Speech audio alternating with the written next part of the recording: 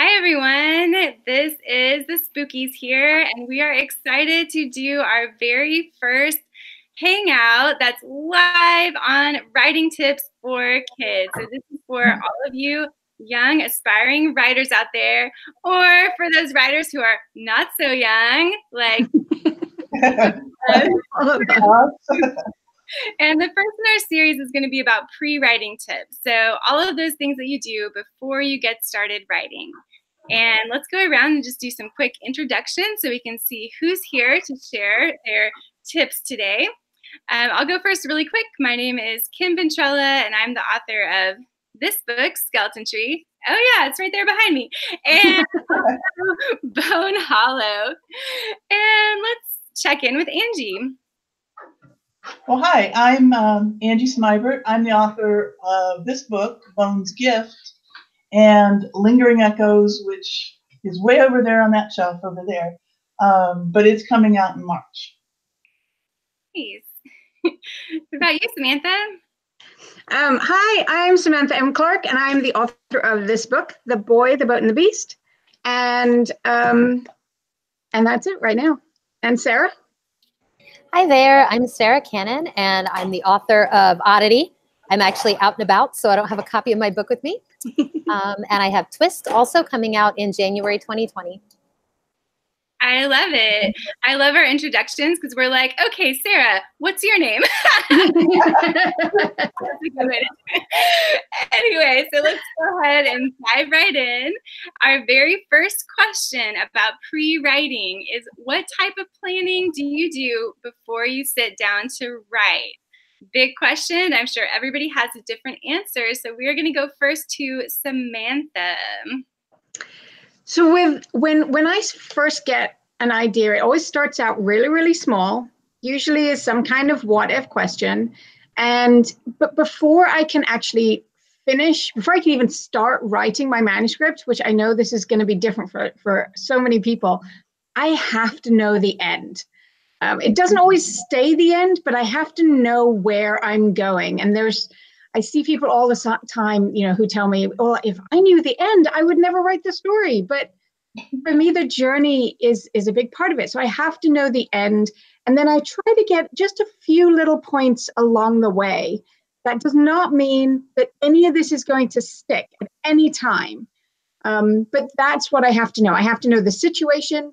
I have to know like the main character. I have to know the end and the first line. And usually once I have that first line, the story kind of starts speaking to me and I start writing. That first line doesn't usually change. Even throughout all the drafts, that first line's usually the same. Wow, that's interesting. I don't know if I can say that for myself at all. See? Let's hear from Sarah on the same topic. Hi there. I may mute if I suddenly hear a coffee grinder start going, but I agree that I often start with a what if of some kind. But at that point, probably partly because I write really zany fantasy, I start to think a lot more about world. So first I start to ask myself, what kind of person would be in this situation? But a lot of times my what if is world based. So I start saying, oh, what would a world like that look like? And I start kind of building it out. And that can involve everything from like looking at images online to like researching really obscure things. And making lists and saving links. And then once I start to feel like I can see how the world operates, then I start asking myself, well, what kind of groups of people would live in these worlds and what would they be doing there? And then I can say, okay, so who's a person within that group of people who would have a problem and what would their problem be? So then at that point, I usually will start drafting a little bit because I want to hear that person's voice and I want to see where they're going. And then after that, I can start thinking about maybe plot outlining a little bit. Wow. Yeah, interesting to hear everybody's different process. I think I'm doing that today. I love it. And I see that we have a mysterious stranger who has joined us.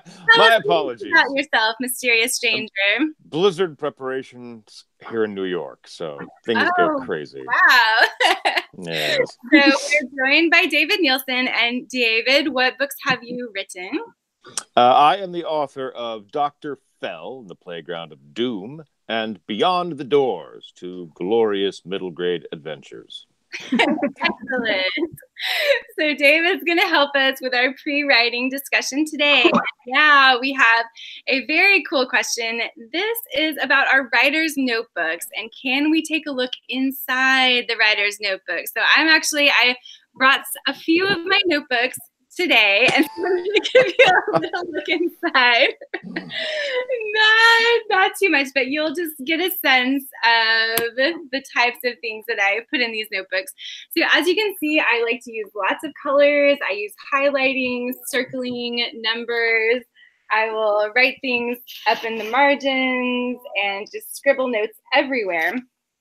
And I am not so much an outliner, but what I will often do after I've been writing for a while and I finally get a sense of what the story is about, that's when I will go to my notebook and I will start doing my sort of outline, which I essentially have little blocks of text that explain, like, okay, this is the very first thing that's going to happen, and this is the second thing, and the third thing, and sometimes the third thing's down here, and the first thing's up here, and, and that's okay, because that's just kind of how your mind works, and sometimes you have little ideas that don't fit, and so you just kind of write those up in the margin somewhere, and that's how I tend to do it with my notebooks. Although once I have completed a first draft, my notebook will start to look a little bit different. So I will go back through and read everything I've written, and then I will make a list of all of the things that I need to fix. They might be big things or small things. I think this was mostly a list of small things, and then I just went through and checked them all off as I completed them in the revision.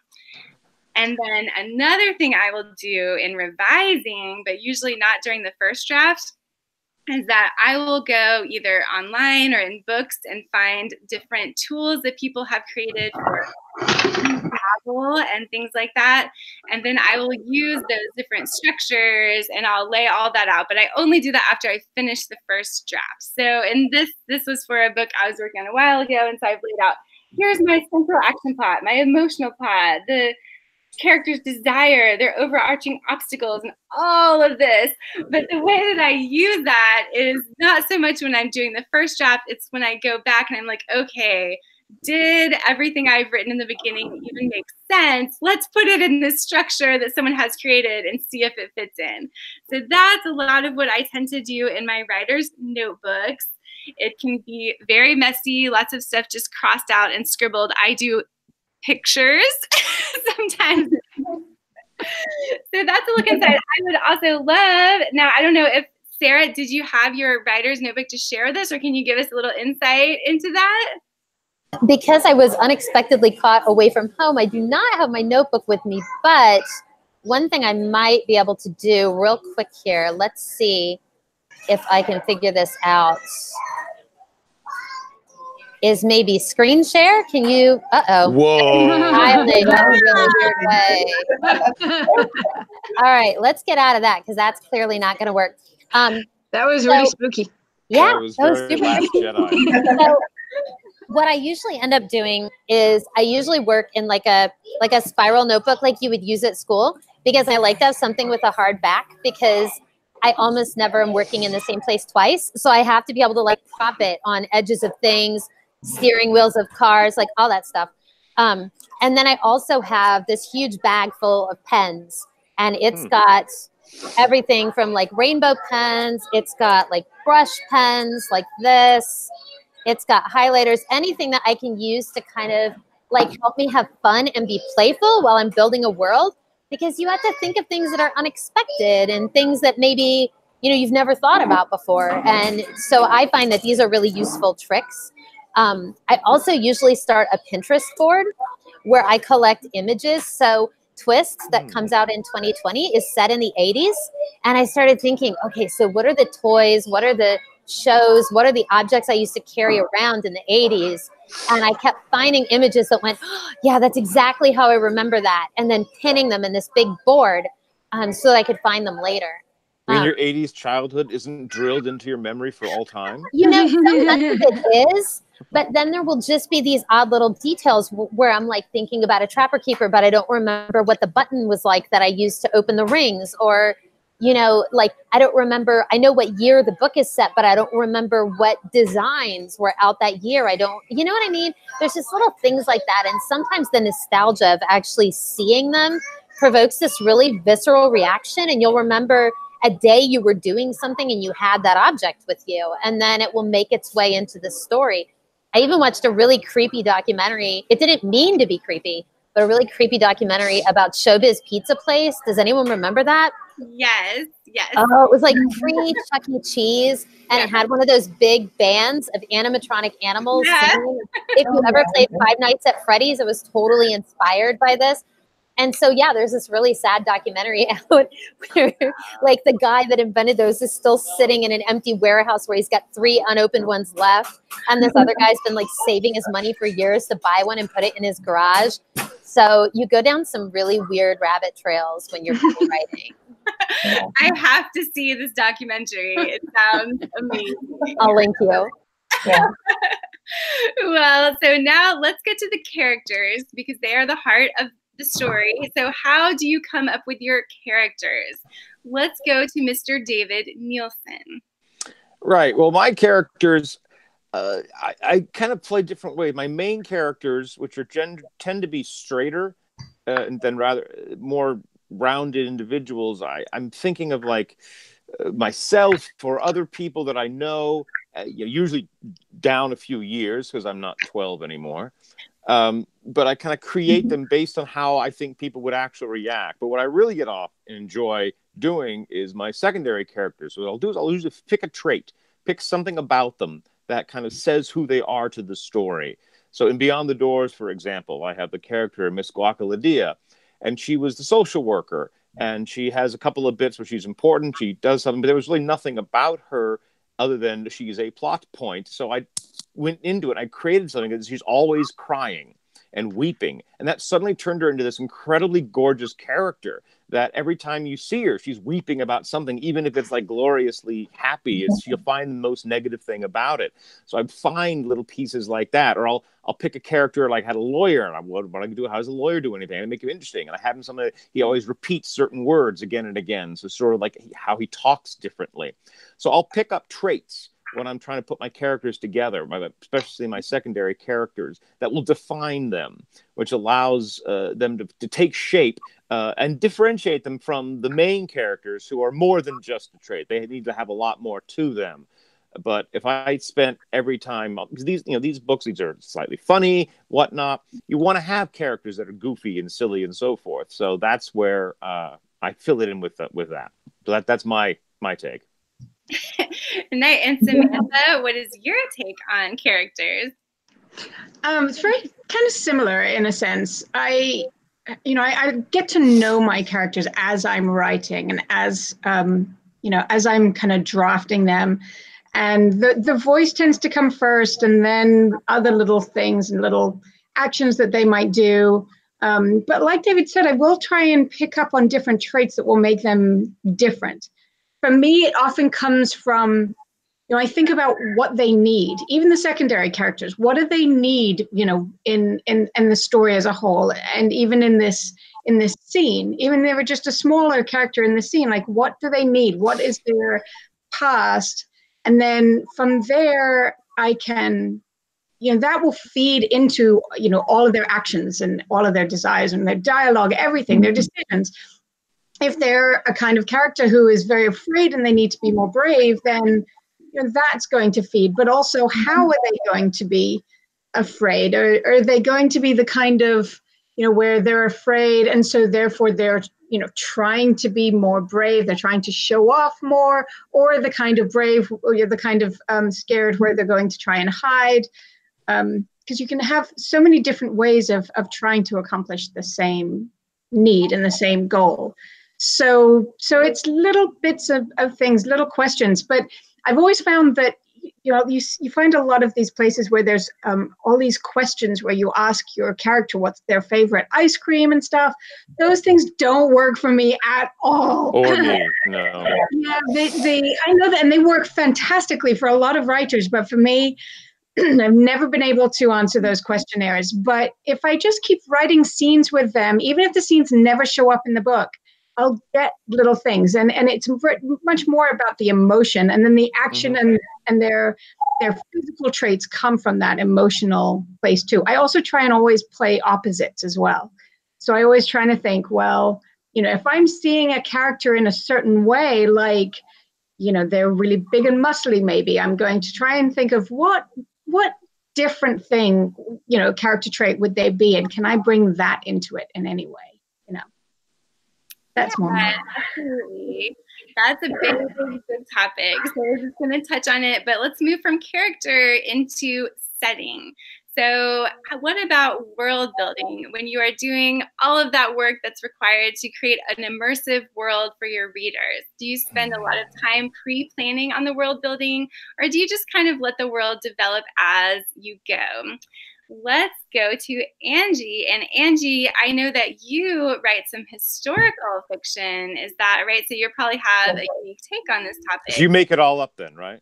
That's Oh, right. wait, no, it doesn't work. Well, I write both historical fantasy and science fiction. So yeah, make it all up. No, I do a lot of world building up front, and it's kind of one of my favorite things to do. And the research process, I kind of get lost in that as well. But I got my writer's notebook here for, like, I do a particular one for each story. This is for Bones Gift. And what I'll do is I'm researching, I'm kind of visual, so I have like lots of pictures. I'll draw maps of the world and, you know, do things like, you know, here's a detail, you know, I'll work out a detailed genealogy of the people, and, you know, even down to like, okay, this is what their dogs look like, kind of thing. And if it's a science fiction thing, you know, for the Memento Mori series, I worked out like what the science was behind the pill that they took.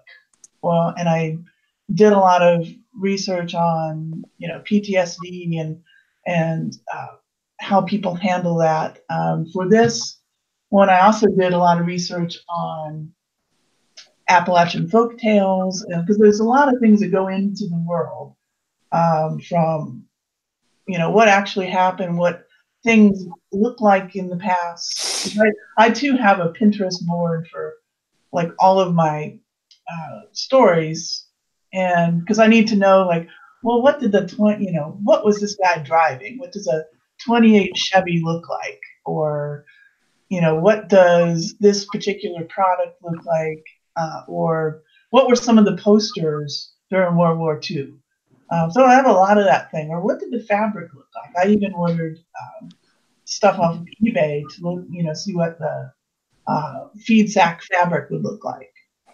And I don't know if you can see it in the back. I have a miner's dinner bucket that I bought off of eBay. Oh yeah. And, you know, to see how it would work. And, you know, and so that, you know, I guess I have to see some things and see how they'll work. And also, it kind of also inspires what you're going to write about as well. So, but I probably do 90% of the world building up front, and then 10% as I go, because you get to things and you realize, oh, I don't know how that works, or I don't know what that would look like, or I don't know what choice this person would make in this situation. So you kind of do a lot of research on the fly too. Wow, that's a lot of work. Kudos to you. Yeah.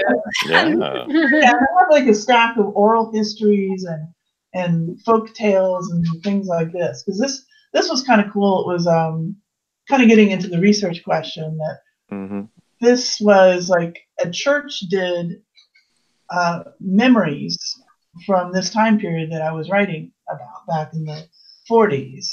And they have like, you know, it's all, you know, mimeographed, you know, kind of stuff, but it's pictures and family stories, and there are even like pieces of like, okay, here's what the school book looked like from this period.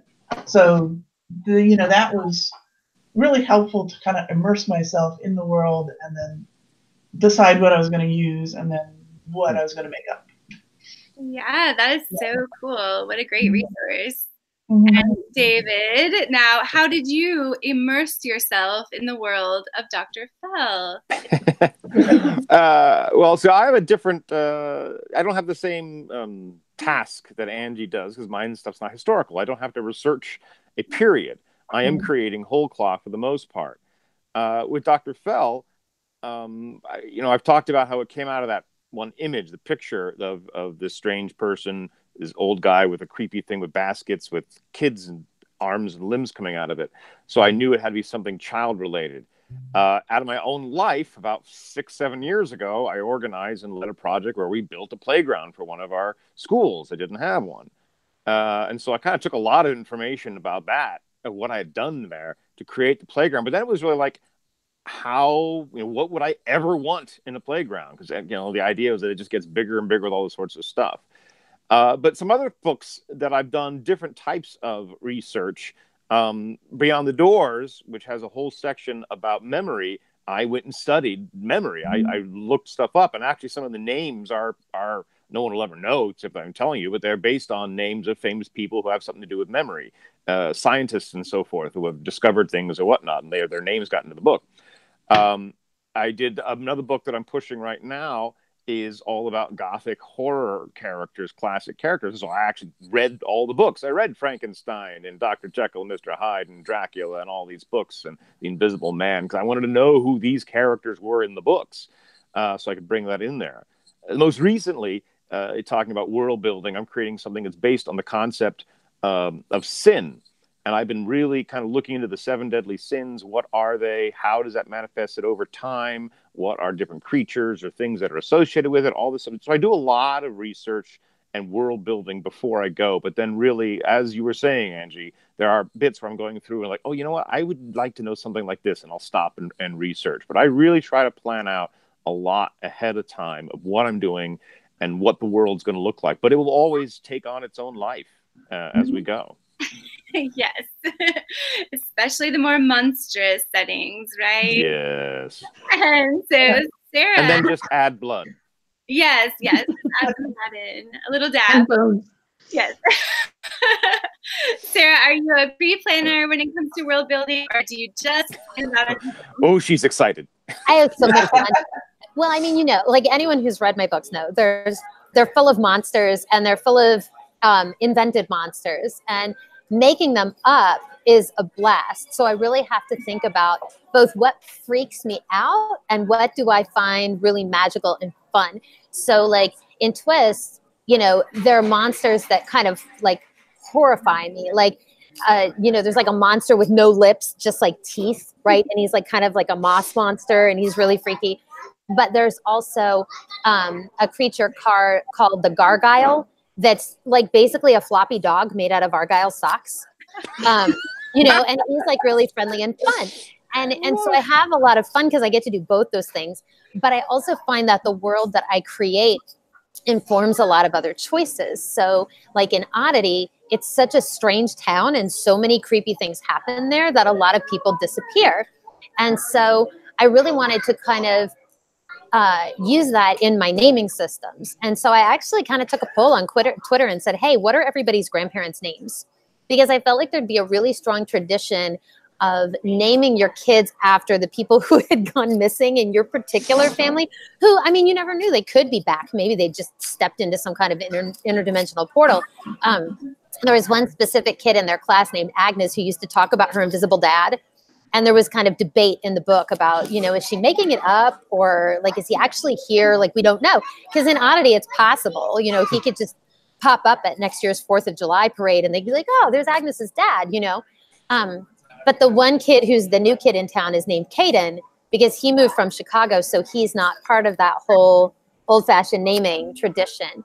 And then like, I I've been playing around with like a straight high fantasy world where there's been natural climate change, natural warming. And I thought, well, how would that affect where people live and how they live and the kind of things they do to tend the ecosystem that they live in. And so that's been really fun to research, and that's underlying a lot of the world building. The latest one that I'm noodling around on is actually set in the neighborhood where I live in Indianapolis, and involves little girls who've been living in a house for a very long time because the house is cursed and so are they. So they're not ghosts, they're just, you know, living all the way through to contemporary times. And so I've been looking into the history of my own community and finding some really cool stuff. That's So, really cool. so yeah, I have a lot of fun seeing how the world building is an iterative process where I do a bunch before I start, but then I start to realize that certain things are more fun and more interesting if they're built off of, like, if they're a natural outgrowth of the world. Yeah, wow, those sound like awesome stories. I'm ready to read all of those. So we've touched on it a little bit, the research piece, and we are wanting to know, like, who has done tons of research for a book and how did that affect the story? And I think, Angie, let's go to you and tell us a little bit about some of the research that you've done.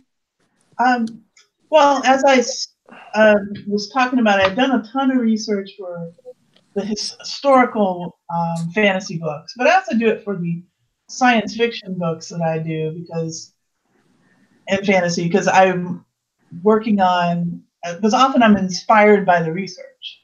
Because, you know, like the Memento Nora series, I was actually inspired by, I was reading some memory research just because I was interested in it. And then I started thinking about, well, find out they're actually making a pill or trying to make a pill for people to forget selective things. If you're in a trauma situation. Yeah. And so that's I kind of took it one step further and like, oh, well, what if they really did do this and it was something that was available, just like you could go to Starbucks and get a coffee. It was on every corner. And you earned reward points for doing this. And so I started with the research and then built the world from this idea of, okay, well, what kind of world would it be if that would have something like that in it? So I tend I start out, I get lost in the research and then, oh, there's a good idea. Or if I'm starting with the Bones Gift stories, I started with the place and started looking into the like, you know, what was this place really like back then? And there were some great stories. And my aunt keeps calling me like, you should include this, you know, and this might, you know, because she's actually from this place, and you know, all this stuff. And then when I have a cat right here trying to participate. Aww. This is Stella, if you can't quite see her. Stella! So every time I do this, she grabs it. But anyway, so yes, the research takes me down these rabbit holes, which a lot of times will be, you know, fodder for great stories. Absolutely. Sarah, rabbit holes or... Oh gosh, yeah, so many rabbit holes. You know, again, like the naming system sucked me in on that one that's kind of based around natural climate change, because, you know, if I'm dealing with a society that used to be an island society, but now they're like a mobile seafaring society because the islands are gone, right? Then I keep thinking about, you know, I'll end up checking out a bunch of books on different oceanic plants and stuff as I try to think about what I'm going to name people. So there are a lot of things like that where I really dive way down a rabbit hole. For Twist, I knew one of my characters is like a budding horror author. He wants to be the next Stephen King. And now his monsters are chasing creatures in someone else's sketchbook, right? Like she's drawn a town. These creatures have come and moved in without permission, but they're being hunted by monsters that he made up. So now everybody's banging on his door. And his younger sister would pester him when he first started writing. And she wanted to know the stories. And he's like, I can't tell you these. And he finally thought, fine, I'll tell her one, I'll scare her off, right? but it totally backfired because she decided that when she grew up, she was going to be a monster hunter. And now she's building traps out of all of their 1980s toys and leaving them all over the house and the yard. And so that's one rabbit hole I've gone way down, is how can 1980s toys be repurposed for nefarious reasons? And like, how would this play out? So that has actually been a complete blast to do. But yeah, you can spend way too much time like trying to figure out what that talking rainbow bright doll actually says, so that when someone uses it as a decoy, you realize what to put in your, you know, what to put in your scene. It doesn't just say kill mom. that's what mine did. But it does say things like color me happy to be with you, which, you know, works really well. That's even creepier. Kind of more terrifying, yeah. So the lesson is, don't break into Sarah's house because you will be attacked by rainbow bright dolls. And I think I said this before, Sarah. I want to spend a day inside your head. I just think you're the greatest, craziest person. I love hearing you talk. Thank you so much. You're bizarrely awesome. I enjoy you as well. My children are all just as weird as me. Like, the apple doesn't fall far from the tree. That's great. So sometimes I just want to, I also get inspiration there because we end up with these really strange in-jokes, or we show each other things that we think are funny. Over Christmas, one of my kids and her friend decided that it was fun to sing Santa Claus is Coming to Town, but to only sing the "You Better Not" part repeatedly, you know, louder and louder every time. So yeah, that's super creepy and a lot of fun. So that should be our motto: super creepy and a lot of fun. Yeah. Yes. I love it. Okay, well, let's get down to the nitty gritty with the pre-writing, and let's just answer the question, like, do you outline or do you just discovery write? And discovery writing is where you kind of don't have an outline and you just start writing and see where it goes. Or do you do something in between the two? So let's hear from Samantha. How do you get started? I mean, do you outline? I do a little bit of both. I need to have a little bit of structure. Like I said, I need to know the ending. I need to know where I'm going, even if it's going to change. I need to know that ending, and then I need to know a few points along the way. But generally, I don't know those until I've started to draft a little bit. You know, I do all my research, and everything all kind of comes as I'm working. And so I'll start to write. I usually make up, like, you know, maybe 7 points along the way, and then I start to write. And then as I'm writing, I'll discover that something's not working. Everything will be working fine, and then something won't be working. So then I'll go back to what I had, look at it again, and I'll figure out, you know, where I kind of went off track. But I went off track because the characters took me there. So then I'll rework, you know, my 7-point structure. I'll do a save as and start again. With the book that I'm working on now, and I should be finished today, the first draft is actually, I've got draft 1G that I'm working on, and G is going to be a final, you know, a finished draft, not a final draft, but a finished draft. It's the first time that I'm actually going to get to the end of the story, but all of the other times, you know, I wrote, and something happened. I figured out something that changed the story in such a big, dramatic enough way that I couldn't keep going with that thread. So I had to do a save as and start all the way back from the beginning again and change as I went. So I do a little bit of both. I'm continually changing this. And in fact, I don't know if you can see.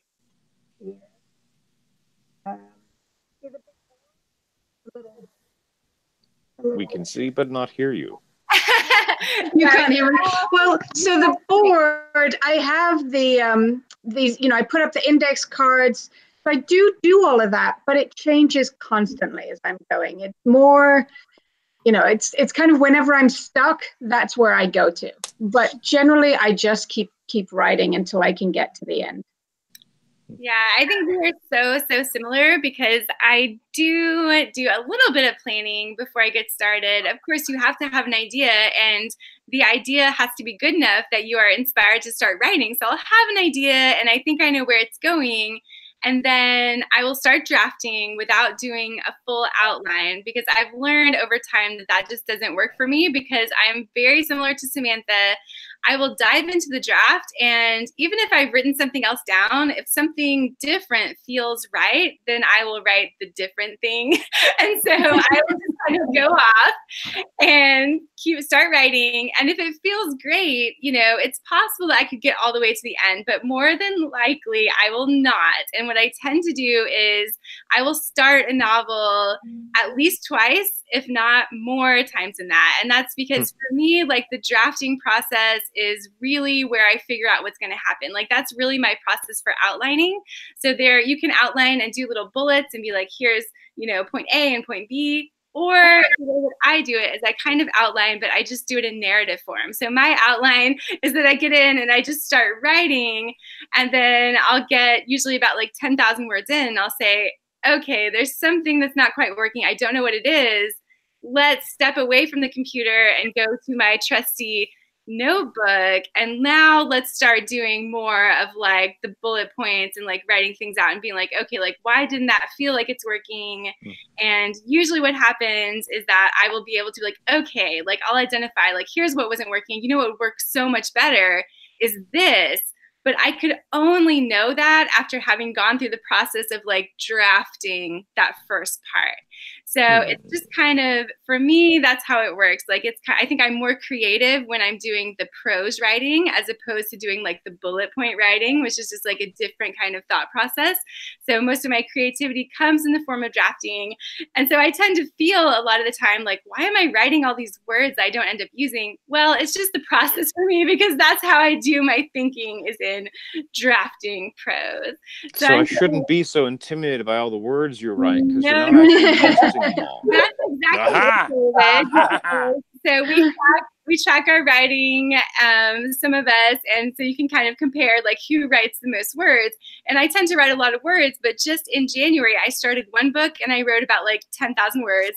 I started a new one and I was like, okay, 10,000 words. I'm 10,000 words in now, and I'm like, okay, I know exactly where I need to go, but guess what? It means starting the whole book again. So it's like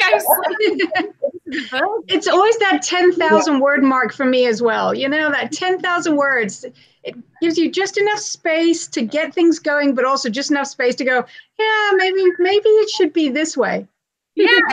Mine ends being about 15,000, but yeah, same thing. I'm kind of there now. It's like, if I can get past that, oh, this is a keeper. Well, and I argue with myself on paper at that 10,000 word mark. If I counted the word count that I spend having a one-person discussion, not even outlining, just be like, all right, so this isn't working. Why isn't it working? And I think that's a habit I picked up from National Novel Writing Month, where you've got this like word count you've got to hit every day. Right. So it's like, just start writing something and it will come, but don't sit there writing nothing, because you can't count words you don't write. But then, you know, I have to cut all that chaff out, and it's like, oh, look, I wrote like 20,000 words of argument with myself about how this plot should go. Yes, I am so like that. And I'll usually go a couple days even after I sort of know that it's not working, because I'm like, just keep going. It might work. Right. It's going to work. You're going to make it work. I'm like, no, it's not going to work. So yeah, but it's part of the process for me. And that's something you learn as a writer, is that you cannot be so precious and so attached to every word that you write, because you're going to have to let many of those words go. And that's just part of being a writer. And I think it's a big part of when people talk about their character running away with the book, what they mean too, is that the more real the character becomes to you, the more you look at what you've already written and you say to yourself, but the reason that's not working is because now I know that that character would not do that. Right. That's not how they would handle it. And then you have to go resolve this situation where your character is basically knocking on your head going, hello, this is not, you know, this is not what I would do. Oh yeah, absolutely. So I think we've kind of touched on the next question, which was like, do you have a hard time sticking to an outline or a synopsis if you have written one? But does anybody want to just weigh in? I think Angie. Yes, I will weigh in, because I am the total opposite of you guys. I plot everything in detail to begin with. And that's where I do my thinking. So it's important to like figure out what everybody's process is different. Yeah. So I kind of, as you're sort of like thinking out yours as you're writing. I'm thinking of mine as I'm like, okay, then he would do this and bullet pointing it. But sometimes I'll start out even before the outline and do sort of like a mind map, kind of thing, where I'll go, okay, well, this character, this is the problem, and these are all the different ways that he or she could go with it, and kind of like take the sort of do the thought experiment that way, like, oh, you can go that way, and this would happen, and I sort of kind of figure that out before I sit down and do like the outline. But that doesn't mean I necessarily stick to the outline once I write it. Very similar to you. A couple times I've tried where I've started doing I'm going to plot the whole thing out. But my problem is I'll plot a few things out and then it's like, I want to write that though. I want to start writing and I can't finish the plot because I just want to start writing. I need more willpower. Well, I think I need to like figure out like where something is going before I start writing it. And for short stories or something, I don't do that. I just sort of pant through it. But for a novel, I just sort of learned to do that because a lot of times, if you do a series, you might have written the first one to begin with and just have vague ideas for number 1 and 2. But the editor wants more than vague ideas. Right. And so, for instance, like books 2 and 3 of the Ghost series, I've had them outlined for years because the editor wanted to sign off on those before I wrote them. So it was kind of like some of it was learned, some of it was part of my process to begin with. Yeah, I do definitely think that my process has changed since I got a book deal, because whether you're submitting something to your current editor or whether you're putting together a proposal package for something else, like you do end up having to outline more on the front end, where before I might have just done like a list of events and then like done more discovery writing. But, in my experience, people have been open to the outline changing, provided that you're able to levy a good argument as to why. It's just one of those things where, for me at least, I have to be a little bit less of a pantser, because there's this outside expectation that people need something in front of them that looks like a lot more sense. Like they actually expect me to be much nicer to them than I was to myself in terms of how much I gave myself to go on when I was only working for me. Yeah. Yeah. That happens when they're going to give you money for it. Yeah. I know.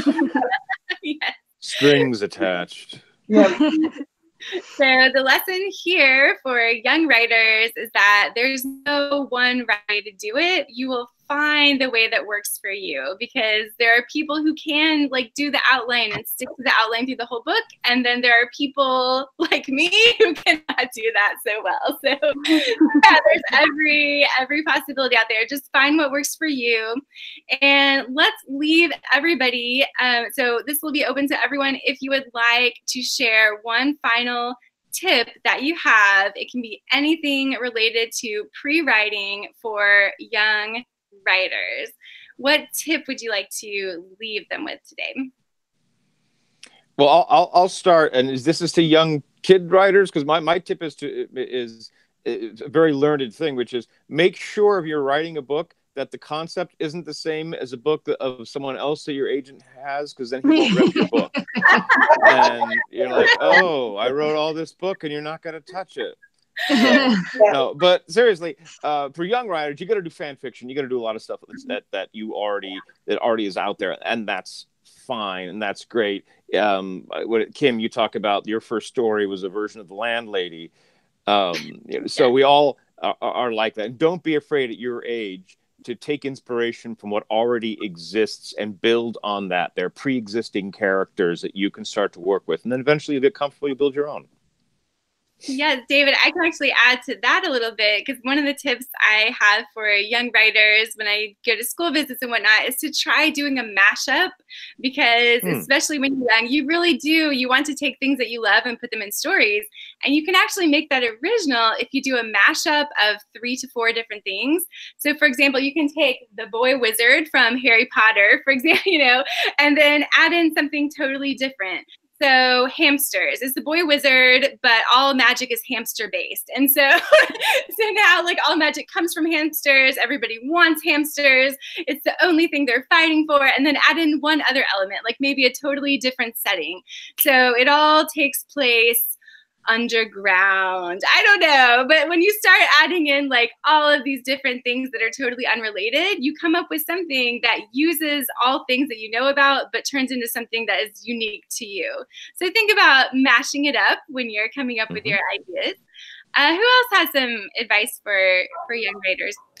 Building off of that, I would just say when you're pre-writing, don't take anything off the table. I mean, absolutely nothing. I thought it would be funny because I knew the term puppet junta, which is like a shadow government behind the scenes that's actually running the show. I thought, well, wow, it'd be really fun to have a town that was actually run by evil puppets, right? And like somebody bought that book, you know, the dumpsters in my town are carnivorous. It's scary, but also it's a zero landfill town. So it's very green and very responsible. So, you know, like, you would think on paper that stuff like this would be so specific to one person and so weird that maybe nobody else would want to read it. But the truth is, it's the things that make you different that lead you to write a book that isn't like what anyone else has written. So you should be playful during pre-writing. And I would say, don't be afraid to try things. Try all kinds of different things. Like if you're in a scene and you're kind of stuck, you know, just, you know, like Sarah said, go a little wild with your imagination, but don't be afraid to do things that you think won't work, because even if they don't work, they might leapfrog you onto something that does. The current draft, you know, I write in Word, so I've got my word count at the bottom. I love to have my word count there. But my current draft is 90,000 words. Out of that, I know that I've probably already cut probably about 20 or 30,000 words, and my actual manuscript within that document is probably only around 45, maybe 50,000 words. So I have all of these scenes at the bottom that I wrote, and I really liked the scene, but they didn't work for whatever reason. And there was a better scene that came out from it. But because I liked it, I kept it. So I just would shove it down to the bottom. And I like to keep, I'm kind of a hoarder in that sense, I guess. It'll be in the director's cut. Huh? It'll be in the director's cut when you release it. Yes, exactly. I wrote a novella once, which is 15,000 words. And before to get that good 15,000 words, I know that I wrote around 50 or 60,000 words. So, you know, you're going to write stuff that's going to get cut, but that's okay, because that the words that you're left with are going to be good, and just go with it. Have fun and play. Well, Samantha just took mine. Sorry, Angie. I'll make a twist on it. It's like, don't worry about making mistakes as you're writing. Don't worry about, you know, start writing or start outlining, and don't worry about grammar or any of that stuff. Just go for it, because you can always fix it later. That's, you know, because I teach writing even at the college level, and that's one thing that they worry, you know, college students worry about it. I'm like, I got to get it perfect the first time. Like, no, you don't.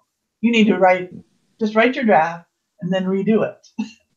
And redo it until you get it right, you know. So, but that takes a lot of pressure off of them. That, like, if you worry about getting it right the first time, you're just going to stare at a piece of paper. So, just go for it. Yeah, absolutely. Turn that internal editor off.